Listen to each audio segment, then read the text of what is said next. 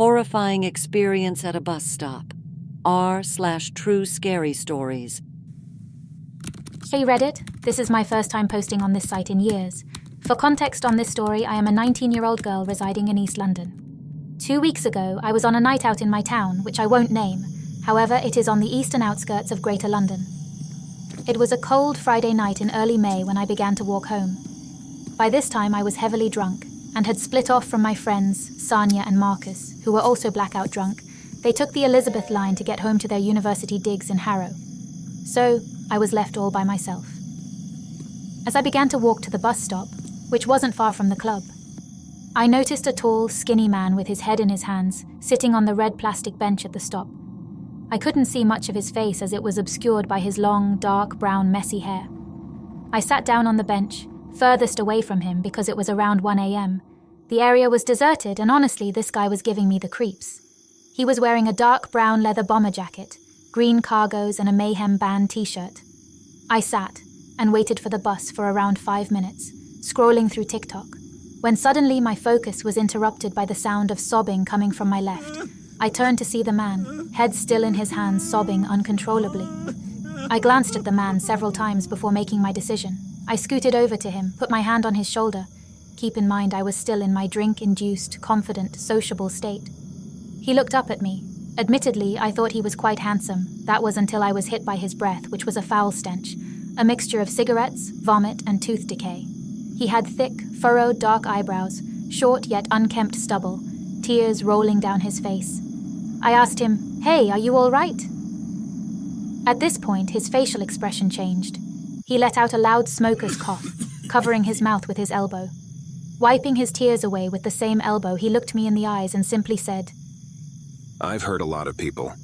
At this point, starting to sense the vibe was off, I asked, "What do you mean?"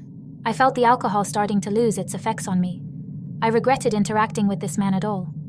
He told me plainly, "I've killed someone." At this moment, my heart sunk to the bottom of my chest. I thought he must be joking or lying. I timidly said, "Wait, what?" I was choking on my words.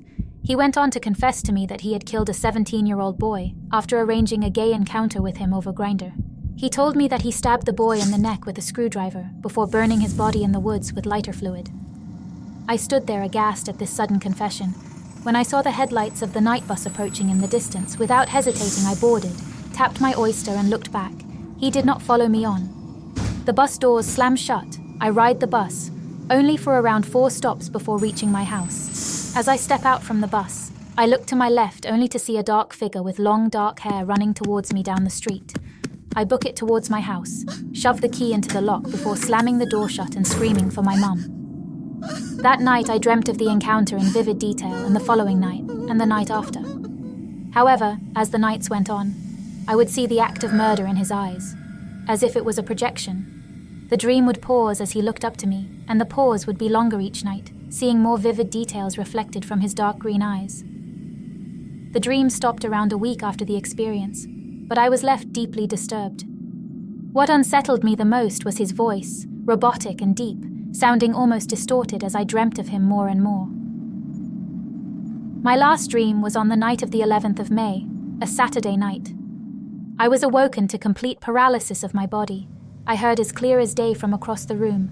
There wasn't just one victim, loudly in a female voice. I made my official police report today, 180524, and was given a reference number. The police told me they would try to identify the man, as he was caught on CCTV walking past the club I was at several times that night, which ironically is opposite the police station.